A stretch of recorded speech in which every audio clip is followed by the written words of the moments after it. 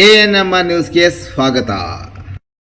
ಭಾವನಾ ಆಸ್ಪತ್ರೆ ನಗರಸಭೆ ಹಿಂಭಾಗ ಎನ್ಆರ್ ಬಡಾವಣೆ ಚಿಂತಾಮಣಿಯಲ್ಲಿ ಸಂಪೂರ್ಣ ಡೆಲಿವರಿ ಹಾಗೂ ನವಜಾತ ಶಿಶು ಆರೈಕೆ ಎನ್ಐಸಿಯು ಸೌಲಭ್ಯ ಸಮೇತ ಒಂದೇ ಸ್ಥಳದಲ್ಲಿ ಸಂಪೂರ್ಣ ಚಿಕಿತ್ಸಾ ಸೌಲಭ್ಯ ನೀಡುವ ಏಕೈಕ ಆಸ್ಪತ್ರೆ ಭಾವನಾ ಆಸ್ಪತ್ರೆಯಾಗಿದ್ದು, ಆಧುನಿಕ ಮೂಲ ಸೌಕರ್ಯ ಮತ್ತು ನವೀನ ಸೌಲಭ್ಯಗಳು, ಎಲ್ಲ ರೀತಿಯ ಇನ್ಶೂರೆನ್ಸ್ ಸೌಲಭ್ಯಗಳು, ಕ್ಯಾಶ್ಲೆಸ್ ಇನ್ಶೂರೆನ್ಸ್ ಸಹಿತ ಸೌಲಭ್ಯಗಳು ಸಿಗಲಿದೆ.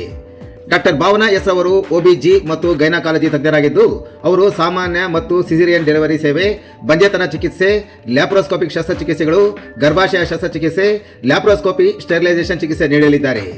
ಇನ್ನು ಡಾಕ್ಟರ್ ಅಭಿನಯ್ ಆರ್ ಅವರು ಮಕ್ಕಳ ತಜ್ಞರಾಗಿದ್ದು, ಅವರು ಮಕ್ಕಳ ಆರೋಗ್ಯ ಸೇವೆಗಳು, ಲಸಿಕೆಗಳು, ಮಕ್ಕಳ ಐಪಿಡಿ, ಎನ್ಐಸಿಯು ಮತ್ತು ಐಸಿಯು ಸೇವೆ ನೀಡಲಿದ್ದಾರೆ.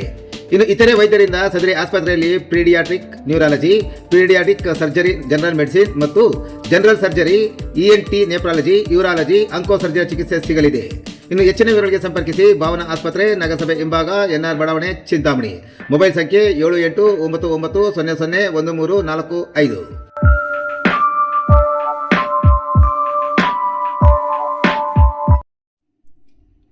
ಅಪಘಾತದಲ್ಲಿ ಗಾಯಗೊಂಡಿದ್ದ ಯಸಗರಳ್ಳಿ ಗ್ರಾಮದ ವೈಟಿ ಶಿವಣ್ಣ ಆಸ್ಪತ್ರೆಯಲ್ಲಿ ನಿಧನ.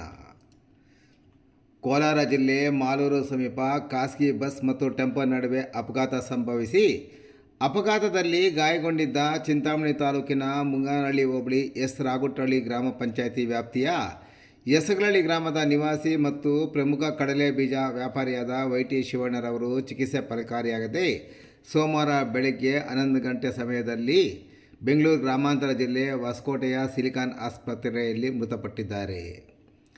ಮೃತರು ಪತ್ನಿ ಮತ್ತು ಓರ್ವ ಹೆಣ್ಣು ಮಗಳು ಸೇರಿದಂತೆ ಅಪಾರ ಬಂಧು ಬಳಗದವರನ್ನು ಅಗಲಿದ್ದಾರೆ. ಮೃತರು ಕಡಲೆಕಾಯಿ ಮತ್ತು ಕಡಲೆ ಬೀಜದ ವ್ಯಾಪಾರಿಯಾಗಿದ್ದು, ತಾಲೂಕಿನ ಮುಂಗಾನಹಳ್ಳಿ ಹೋಬಳಿ ಬಟ್ಲಳ್ಳಿ ಗ್ರಾಮದಲ್ಲಿ ಕಡಲೆಕಾಯಿ ಮಿಷನ್ ಸಹ ಹೊಂದಿದ್ದು, ಕಡಲೆಕಾಯಿ ಬೀಜಗಳನ್ನು ವಿವಿಧೆಡೆ ಮಾರಾಟ ಮಾಡುತ್ತಿದ್ದರು. ಕಳೆದ ಶುಕ್ರವಾರ ಕಡಲೆ ಬೀಜಗಳನ್ನು ಟೆಂಪೋ ಒಂದರಲ್ಲಿ ತುಂಬಿಸಿಕೊಂಡು ಮಾಲೂರು ಮೂಲಕ ತಮಿಳುನಾಡಿಗೆ ಹೋಗುತ್ತಿದ್ದಾಗ ಮಾಲೂರು ಬಳಿ ಟೆಂಪೋ ಮತ್ತು ಖಾಸಗಿ ಬಸ್ ನಡುವೆ ಅಪಘಾತ ಸಂಭವಿಸಿದೆ. ಅಪಘಾತದಲ್ಲಿ ಟೆಂಪೋ ಚಾಲಕ ಸಣ್ಣ ಪುಟ್ಟ ಗಾಯಗಳಾಗಿ ಪಾರಾಗಿದ್ದಾರೆ.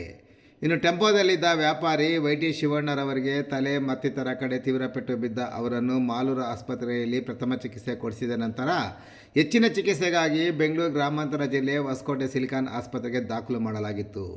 ಕಳೆದ 3 ದಿನಗಳಿಂದ ನೀಡಿದ ಚಿಕಿತ್ಸೆ ಫಲಕಾರಿಯಾಗದೆ ಸೋಮವಾರ ಬೆಳಗ್ಗೆ ಸುಮಾರು 6:30 ಗಂಟೆ ಸಮಯದಲ್ಲಿ ಹೊಸಕೋಟೆ ಸಿಲಿಕಾನ್ ಆಸ್ಪತ್ರೆಯಲ್ಲಿ ಮೃತಪಟ್ಟಿದ್ದಾರೆ. ಇನ್ನು ಮೃತರ ಅಂತ್ಯಕ್ರಿಯೆ ಮಂಗಳವಾರ ಬೆಳಗ್ಗೆ 11 ಗಂಟೆಗೆ ಗ್ರಾಮದಲ್ಲಿ ನೆರವೇರಲಿದೆ ಎಂದು ಅವರ ಕುಟುಂಬಸ್ಥರು ತಿಳಿಸಿದ್ದಾರೆ. ಮೃತರ ನಿಧನಕ್ಕೆ ಹಲವು ಗಣ್ಯರು ಸಂತಾಪ ಸಹ ವ್ಯಕ್ತಪಡಿಸಿದ್ದಾರೆ.